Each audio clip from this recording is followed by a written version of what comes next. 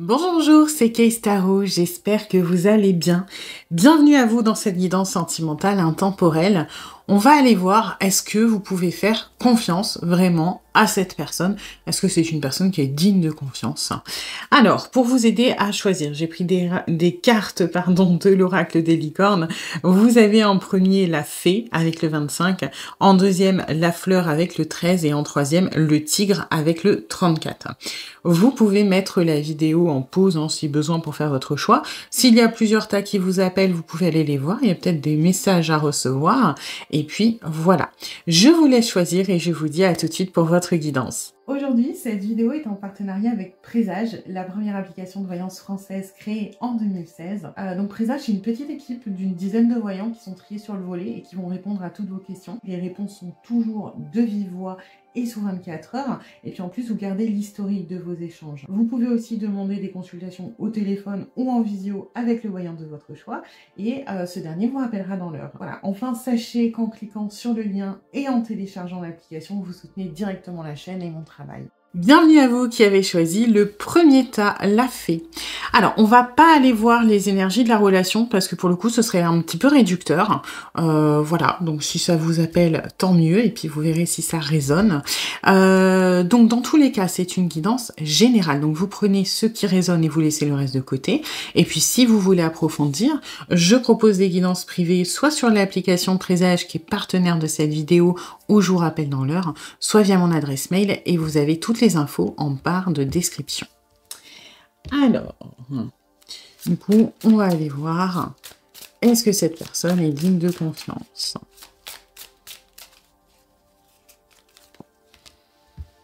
Alors, on a le bouffon. Le bouffon, c'est pas forcément... comment dire?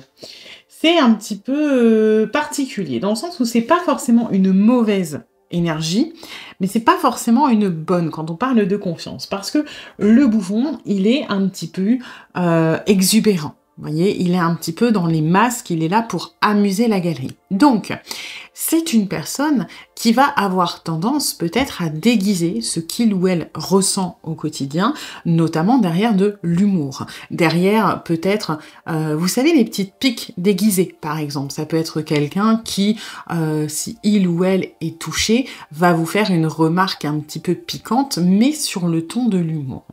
C'est quelqu'un qui va être très bon pour désamorcer les conflits et potentiellement les situations qui ne l'attirent pas beaucoup, on va dire ça comme ça, et qui va avoir tendance un petit peu à se planquer derrière une façade.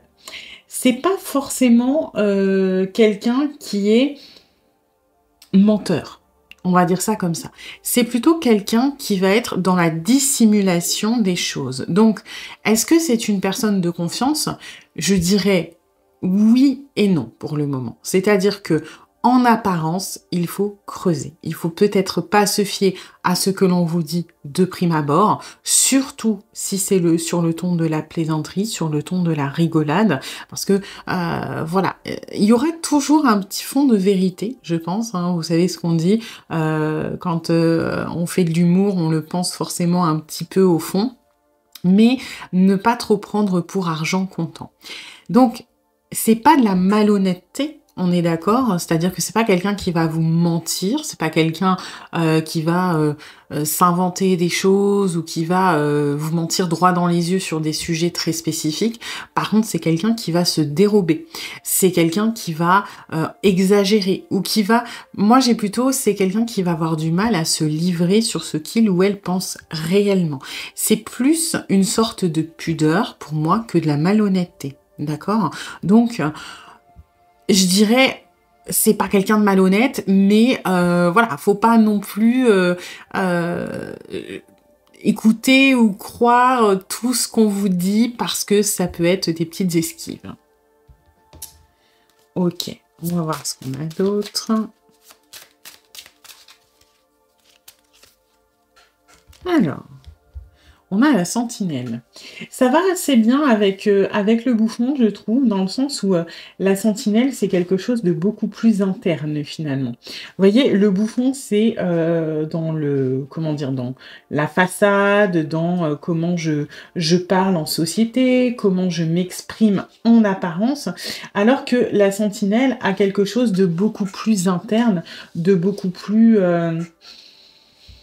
vous voyez? De beaucoup plus j'ai pas le mot, de beaucoup plus personnel, quelque part. Alors après, c'est pas, vous voyez, cette sentinelle, elle est dans son château, elle est en train de s'endormir. Ce que j'ai, moi, c'est que c'est quelqu'un, vous voyez, encore une fois, hein, ça, c'est une façade pour se protéger. La sentinelle, elle est en train de se reposer, mais parce qu'elle est à l'intérieur de son château, parce qu'elle est à l'intérieur de sa tour. Donc, encore une fois, ça va un peu dans les énergies du bouffon, c'est que finalement, c'est une personne de confiance, oui, mais quand on a passé les barrières, quand on a passé oui, la façade, quand on a passé tout ce qui protège cette personne. Donc, un petit peu mitigé. Pour moi, c'est une personne de confiance, oui, mais seulement avec quelques personnes. Seulement avec les gens qui sont proches, qui sont intimes, les gens que l'on considère et en qui on a confiance. C'est un petit peu... c'est un petit peu particulier aussi parce que ce que je ressens, c'est que c'est une personne qui va faire confiance si il ou elle, si vous faites confiance aussi. Vous voyez? Et j'ai quand même une histoire un petit peu de miroir. C'est quelqu'un qui ne fait pas confiance parce que c'est quelqu'un qui a été profondément déçu par le passé. C'est quelqu'un qui a eu des désillusions. Et finalement, c'est plus de la réserve, encore une fois, que de la malhonnêteté. Donc, pour moi, on est sur quelqu'un d'honnête, hein. C'est pas le souci. Par contre, on est sur quelqu'un qui se protège et qui, à moins que vous soyez dans une relation vraiment intime, et ça, il va falloir creuser, il va falloir développer, c'est quelqu'un qui va vouloir se protéger et donc qui va soit esquiver sur le terre, sur les des on va dire, sur le ton de la rigolade, de l'humour ou de l'esquive, soit qui risque, je vais pas dire de se braquer parce que pour moi on n'aura pas des réactions frontales, mais qui va tout simplement peut-être ignorer les choses, voilà, qui ne va pas affronter. Donc oui, on est sur quelqu'un d'honnête, mais voilà, il va falloir aller creuser. Pour moi, on est quelqu'un sur d'honnête au niveau de la loyauté et des choses comme ça. Par contre, on est sur quelqu'un qui n'est pas énormément de confiance sur ce qu'il ou elle dit ou sur ce qu'il ou elle exprime. Voilà, c'est-à-dire par exemple, non, ça me gêne pas, peut-être pas la vérité. Non, au contraire, je trouve ça marrant, peut-être pas non plus forcément, hein, vous voyez, parce que l'intérieur va être, pour moi, atteint. C'est vraiment, si on met les images vraiment purement graphiquement, vous voyez, ça va être l'extérieur, il va être comme ça, quand l'intérieur va être comme ça. Quelqu'un qui est replié sur lui, qui n'a pas forcément confiance, qui vit peut-être mal les choses, mais qui va s'exprimer en mode, youhou, tout va bien, moi, rien de matin. Donc on a une différence entre ce que l'on ressent et ce que l'on montre. Pour autant, est-ce que c'est de la malhonnêteté? Pas vraiment. Alors... Vous voyez, là on est encore sur quelque chose d'assez lointain par rapport à la réalité. Donc, il y a marqué survolez par-dessus vos pensées du jour et observez-les avec l'œil d'un oiseau. Il faut faire taire le mental et se détacher de vos pensées, de vos schémas de pensée pour vous mettre dans une meilleure position pour recevoir les messages, donc là, de vos guides. Pour le coup, ce qu'il y a, c'est que c'est quelqu'un qui peut être capable de mettre beaucoup de distance entre les situations et son émotionnel, et donc, encore une fois, d'adapter son comportement. Vous voyez, c'est... Encore une fois, je sais pas si ce sera très très clair, mais pour moi, on est sur quelqu'un d'honnête, de confiance, mais qui ne l'exprime pas, on va dire, de confiance dans le fond, d'honnête dans le fond, mais de malhonnête, on va dire, sur la forme. C'est-à-dire que voilà, c'est quelqu'un qui va être capable de, encore une fois, se dissocier de son émotionnel pour montrer que ça ne l'atteint pas, d'accord? Et est-ce que c'est vraiment de la malhonnêteté? Non, parce que c'est pas quelqu'un qui essaye de vous entuber, c'est pas quelqu'un qui essaye de vous manipuler. Pour autant, est-ce que c'est sincère dans ce qu'il ou elle exprime? Pas vraiment, parce qu'on va plutôt avoir tendance à être à contre-pied. Donc il faut prendre l'humour, dans votre cas, comme un système de défense, comme quelque chose qui fait que cette personne est affectée, mais ne souhaite pas le montrer.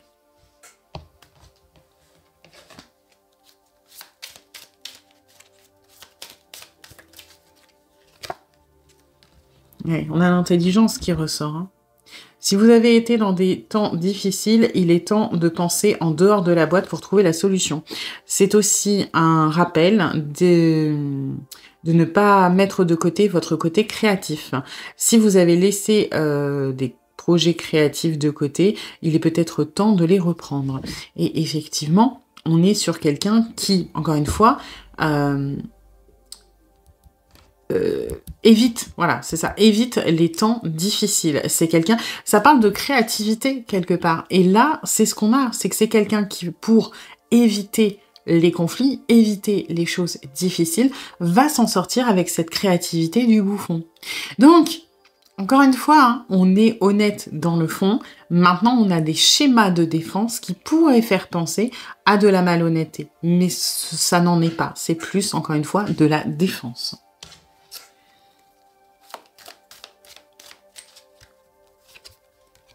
Voilà.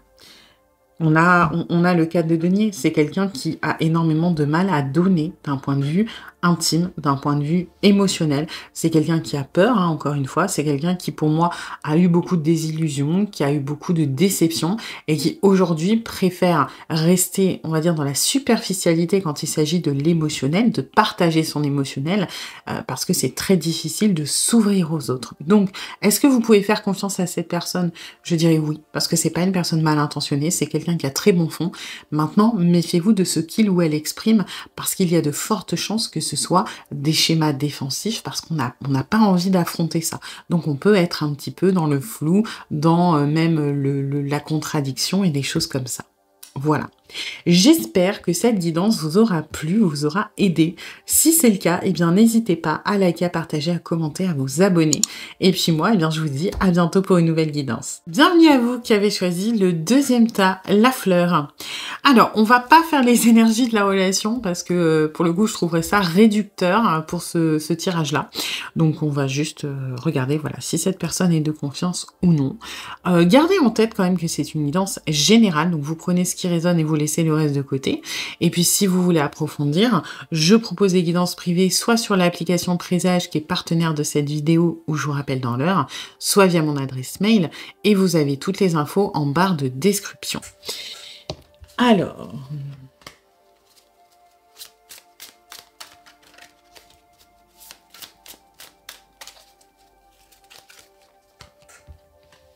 Ok, on a l'homme blessé. Alors, c'est... c'est pas trop mal, mais disons que c'est une personne qui a été profondément traumatisée au niveau de la confiance, hein. On est quand même là sur quelque chose d'assez clair et d'assez compliqué.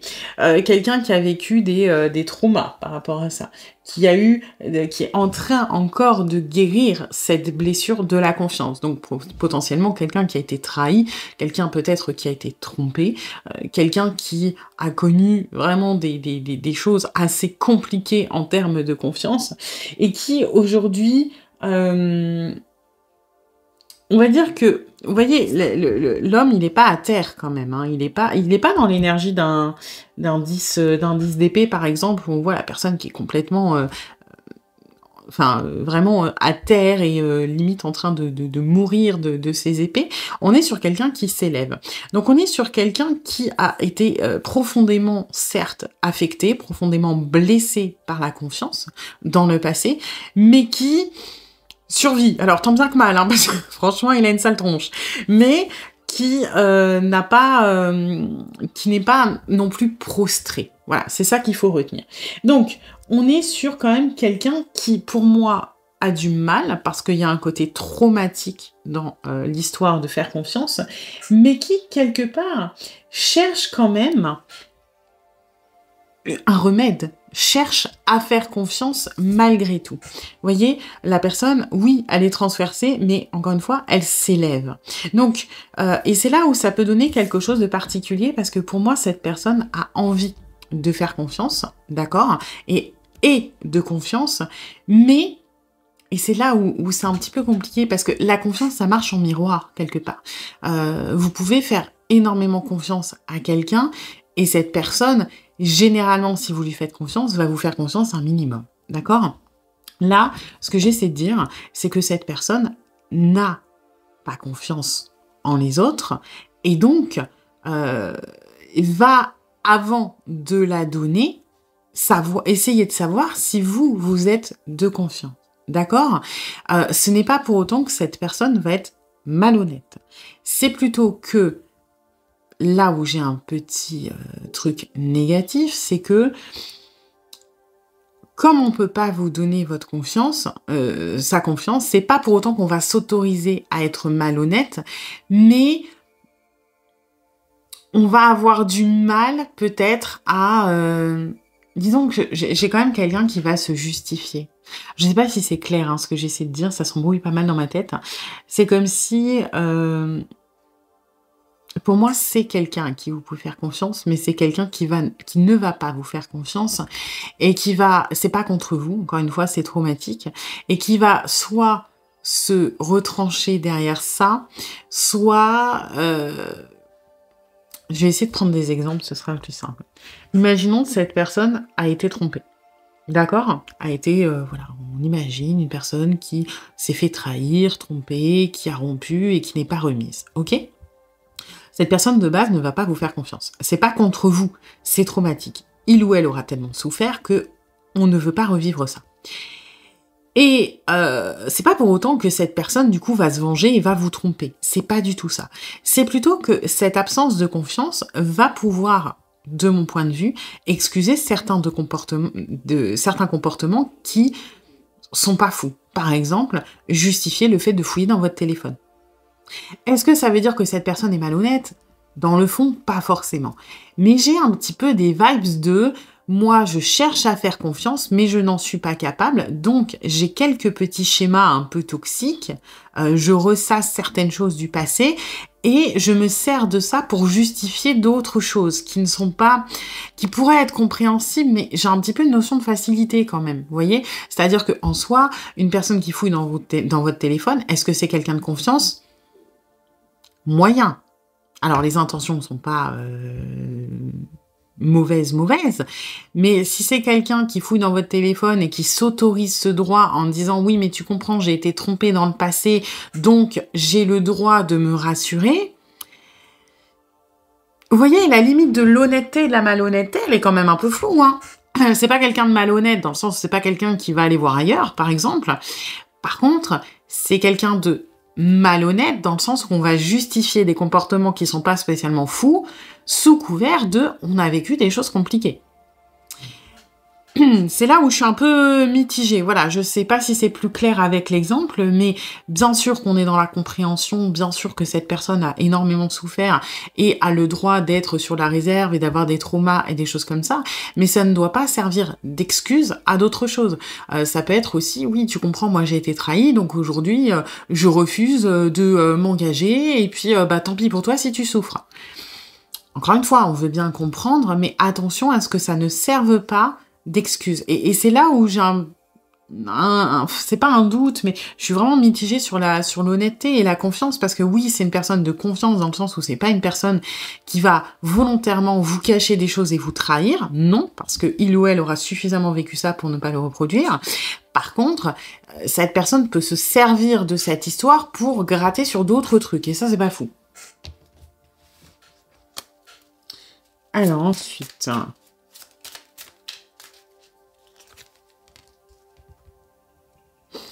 Ouais, voyez, le vieux diable, hein, c'est, les vieux démons, les vieux traumas, finalement qui reviennent quelque part, hein, qui sont pas encore complètement, complètement partis et qui hantent un petit peu cette personne.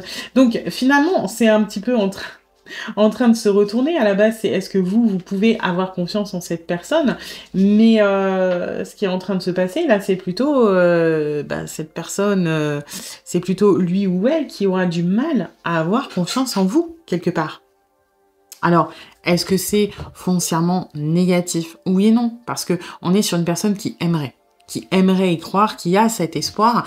Maintenant, attention à ce que les vieux schémas ne prennent pas trop de place. Encore une fois, faut mettre des limites. C'est-à-dire que être la compréhension, oui, mais quand c'est à votre détriment, etc., ne pas hésiter à poser un cadre avec toute la bienveillance et la compassion dont vous pouvez faire preuve. C'est-à-dire, oui, je comprends ton passé, je comprends que tu ne me fasses pas confiance et je la gagnerai petit à petit. Pour autant, ça ne justifie pas ça, ça et ça. Je comprends le comportement traumatique. Je sais que c'est facile de dire que je ne suis pas comme les autres, parce que c'est quelque chose que tu ne maîtrises pas, puisque c'est envers tout le monde. Mais, je veux bien faire des efforts, mais fais-en aussi. Voilà. Ne t'enferme pas dans ton truc un petit peu de mal-être et et d'excuses. Hein. Quelque part, c'est un petit peu ça.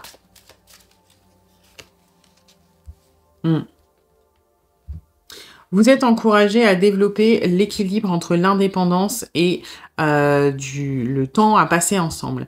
Cela indique aussi que vous tireriez un énorme bénéfice d'un voyage pour se découvrir intérieurement. Voilà. Apprenez à apprécier le temps que vous passez avec vous-même. Et effectivement, c'est une personne, pour moi, s'il y a autant de blessures, de choses comme ça, c'est une personne qui a peut-être eu un passé et qui l'a encore de dépendance affective, d'accord? C'est quelqu'un qui, certes, ne fait pas confiance, mais va vous demander un petit peu, pour moi, tout le temps des preuves. Donc, ne prenez pas cela pour... parce que c'est aussi une personne qui a... Comment expliquer? C'est une personne qui va avoir aussi besoin de temps seul, mais qui va mal le vivre. Je sais pas comment vous exprimer ça. Ça peut être quelqu'un qui fait des allers-retours, en gros. Le temps qui est passé avec vous va être un petit peu des sortes de tests, etc. C'est pas quelqu'un de malhonnête dans les allers-retours, c'est plutôt quelqu'un qui ne sait pas gérer les choses. Parce que quand il ou elle va être avec vous, il ou elle va avoir besoin de preuves, de choses comme ça, et dès qu'on va s'attacher un petit peu trop, les blessures vont remonter, vont faire peur, etc. Donc on va chercher à fuir quelque part. C'est ça ce qu'on est en train de vous dire, c'est que le temps que cette personne passe tout seul dans son coin, les temps où cette personne vous dit par exemple je veux pas parler ou je disparais et machin, ce n'est pas de la malhonnêteté. En gros, si c'est ça votre question, ce n'est pas qu'on joue avec vous, même si c'est compliqué à comprendre, c'est plutôt une personne qui essaie de gérer comme il ou elle peut ses blessures et ce qu'il ou elle traverse. Action décisive. Il vous est demandé... Oui, de continuer d'avancer, de mettre vos intentions et de faire vos actions pour mettre en place vos actions pour que vos rêves deviennent réalité. Vous avez une porte devant vous, il faut faire confiance à vos instincts. Effectivement, c'est une personne qui aura du mal à ouvrir les portes, d'accord? En fait, ce que ça veut dire, c'est que c'est une personne qui, en soi, est de confiance, mais qui peut paraître malhonnête, on va dire comme ça, parce que son indécision par rapport à ses blessures fait que les comportements ne sont pas forcément cohérents. C'est quelqu'un qui va prendre soit des actions qui sont contradictoires, qui va mettre en place des choses qui sont contradictoires, soit qui va refuser de saisir des opportunités, et vous pouvez prendre ça pour de la malhonnêteté, alors que c'est plus... voilà, je sais pas trop comment gérer un petit peu ce qui se passe au fond de moi. Ok.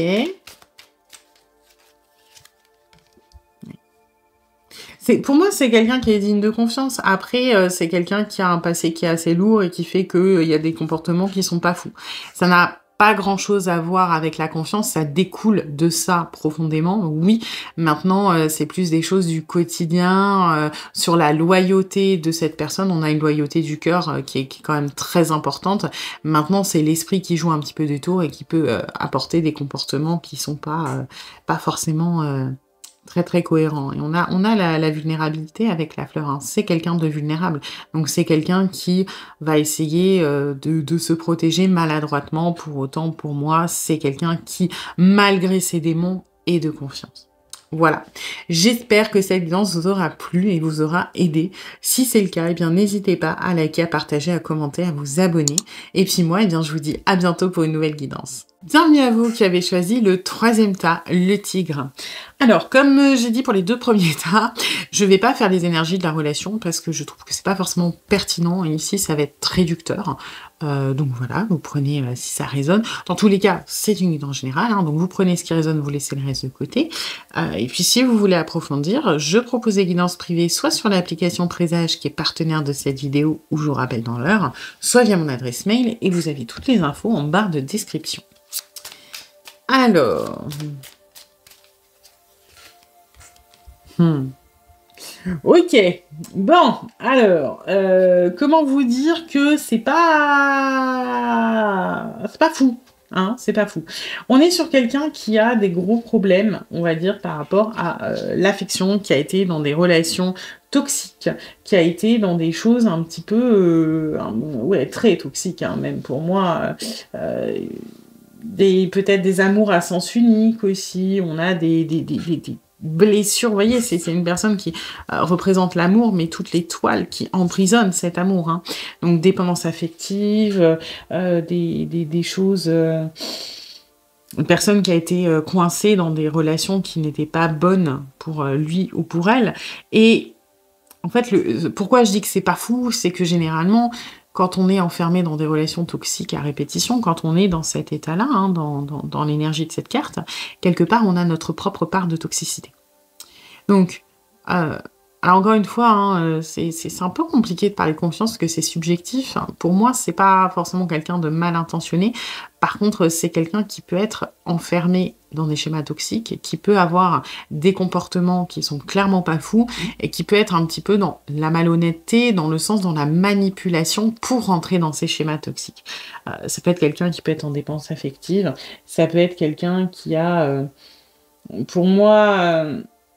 un besoin maladif de séduire, par exemple, ça peut être ça. Quelqu'un qui manque de confiance en soi et qui a ce besoin d'être valorisé auprès des autres. Ça peut être quelqu'un aussi qui a un côté un peu drama queen. Alors peu importe si c'est une femme ou un homme, c'est-à-dire faire un petit peu les montagnes russes, vous voyez, de allez, il y a quelque chose qui se passe mal, et ben je menace de te quitter, ou alors je menace de faire ci, je menace de faire ça. Ça vient d'un profond mal-être, ça vient d'une expérience de vie qui est pas évidente sur le plan sentimental. Donc, est-ce que cette personne est de confiance? Il y a beaucoup de toxicité dans sa façon de fonctionner, d'accord? Donc, je dirais se méfier. Se méfier parce que là, on est sur des blessures, des traumas, des choses qui sont pas saines. Ce n'est pas volontaire, d'accord, mais effectivement, on peut avoir des problèmes de séduction, des problèmes de voilà, menaces, ultimatums, de montagnes russes, parce que j'ai aussi dans l'énergie des personnes qui ont besoin de vibrer en fait pour se sentir, qui associent l'amour aux émotions fortes. Les émotions fortes, oui, ok, c'est bien, mais pour qu'il y ait des émotions fortes, hein, c'est un peu la dualité, les deux faces d'une même pièce, il faut qu'il y ait des hauts, il faut qu'il y ait des bas. Donc si vous avez l'impression que votre relation, elle est comme ça, voilà, on est un petit peu là-dedans. Pourquoi? Parce que ce genre de personnes, dans ce que je ressens, c'est des gens qui ont besoin de preuves qu'ils sont aimés. Et bah, les preuves, ça passe par des émotionnels très très forts, c'est-à-dire des grosses disputes, des gros clashs pour des grosses retrouvailles, c'est-à-dire de voilà, je te menace de partir pour que tu me rattrapes, pour que tu me montres que tu tiennes à moi, et puis ensuite, eh ben on repart en lune de miel, et puis bam, il y a une redescente, et puis il y a une remontée, et puis, vous voyez, c'est jamais très très stable, donc ouais, passé difficile. Pour moi, il y a des choses qui sont pas, peut-être même aussi pour certains d'entre vous, des relations passées qui sont pas oubliées et qui ont encore de l'emprise dessus. Ça peut être de l'emprise psychologique, comme ça peut être de l'emprise plus matérielle, hein. C'est-à-dire, par exemple, un enfant en commun et un ex ou une ex qui est encore très intrusif dans la vie de cette personne. Toujours est-il qu'on n'est absolument pas libéré ni de notre émotionnel, ni du passé, ni des schémas toxiques. Donc, c'est pas gagné, hein. C'est pas gagné. Alors... Ouais. Ça m'étonne pas vraiment, hein. Pour moi, on est dans une personne qui est dans des un petit peu des schémas répétitifs quelque part, hein, puisque ça, les schémas toxiques viennent souvent de schémas répétitifs, de choses qui se sont passées et répétées et parce qu'on n'a pas appris la leçon, quelque part, on reproduit un petit peu ces choses-là. Donc, voilà. Après, bon, en soi, l'ouroboros, c'est un signe de protection, normalement. Quand il est bien aspecté, là, moi, j'ai plus quelqu'un qui est dans la destruction, dans l'auto-sabotage, dans les croyances limitantes, dans les limites de manière générale, dans les cycles répétitifs. Mais vous voyez, littéralement, le serpent qui se mord la queue. Je suis vraiment, encore une fois, mitigée. En faisant la guidance, je m'attendais pas à ce que ce soit aussi complexe, mais c'est vrai que la confiance, tout est question d'une ligne, finalement, c'est assez subtil. Parce que, voilà, est-ce que les intentions sont mauvaises? Non. Par contre, est-ce que cette personne est digne de confiance? Non plus. Pour moi, non. Parce qu'il y a trop de choses, il y a trop de schémas, il y a trop de toxicité, il y a trop de mauvaises habitudes. C'est pas volontaire, c'est pas quelqu'un de méchant, c'est pas quelqu'un de mauvais, c'est pas quelqu'un qui cherche à vous faire du mal. Par contre, c'est pas quelqu'un sur qui on peut compter au niveau émotionnel, parce que c'est trop instable, parce que c'est très ancré, parce que c'est répétitif, hein. De toute façon, c'est deux énergies qui parlent de schémas répétitifs quelque part dans lesquels on s'enferme. Alors, bien sûr qu'un schéma peut être brisé, il n'y a pas de souci là-dessus, mais sachez que voilà, le naturel de cette personne n'est pas forcément digne de confiance. Parce qu'il y a des blessures, notamment égotiques, qui sont à traiter et qui sont un petit peu compliquées et dommageables pour une relation. Parce que soit, alors je dis pas qu'il va forcément y avoir de l'infidélité, mais on a ce besoin de séduire, de plaire, on a du mal à s'engager, surtout qu'on a énormément souffert des engagements. Soit on va être sur quelqu'un qui va reproduire des choses qui sont toxiques d'une manière ou d'une autre. Donc, est-ce qu'on peut vraiment faire confiance à ça? Hein? Voilà.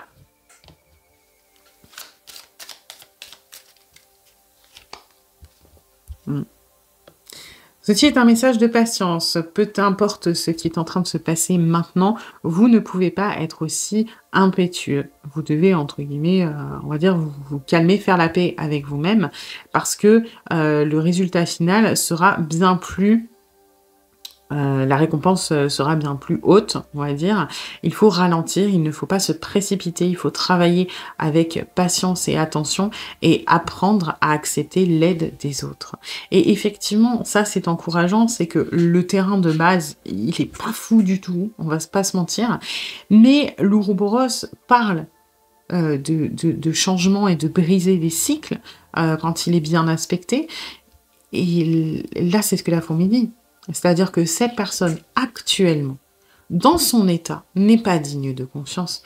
Et ce n'est pas parce qu'il ou elle est malhonnête, mais par rapport à son vécu, son passé et sa façon de fonctionner dans les relations sentimentales. Pour autant, avec de la persévérance et de la patience, le cycle peut être brisé et on va arriver sur quelque chose de beaucoup plus sain, de beaucoup plus stable, quelque part.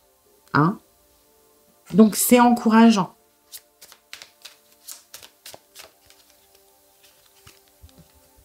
L'adaptabilité. La libellule est un symbole de lumière et de changement. Vous voyez, on est dans des énergies de changement. C'est un rappel pour vous d'apporter un petit peu plus de lumière et de joie dans votre vie, tout simplement pour apporter les changements nécessaires pour atteindre votre potentiel maximum.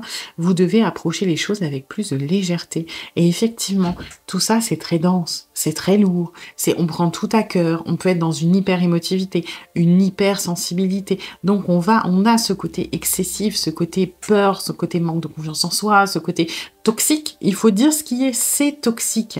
Pour autant, vous voyez, on a des énergies de changement. La personne est en train d'évoluer vers, avec de la patience, beaucoup plus de légèreté. Et plus on va apporter de la légèreté, plus on va se libérer là de ces toiles d'araignée là qui nous enferment, de ces schémas toxiques, etc. Donc, Encore une fois, est-ce que cette personne est de confiance? À l'instant T, pas vraiment, même si c'est pas malhonnête, mais c'est voué à changer. Et c'est sûrement voué à changer, peut-être grâce à vous. Donc, c'est pas mal.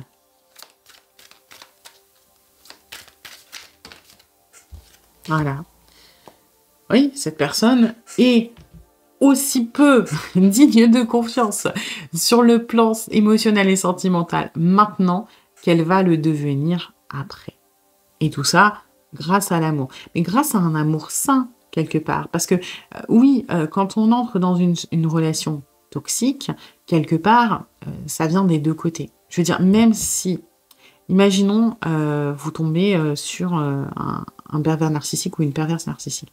Je sais que c'est assez compliqué à dire et à entendre, mais quelque part, à un moment, vous en avez eu besoin. Ça veut pas dire que c'est une bonne chose et que les personnes qui font ça, c'est des gentils, pas du tout.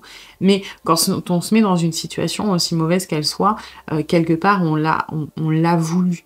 Quelque part, à un moment, on avait besoin de ça. Peut-être que vous aviez un syndrome du sauveur, que vous avez voulu sauver cette personne. Ok, c'est pas que vous êtes toxique au fond de vous et que vous vouliez vous détruire, pas forcément, hein, d'accord.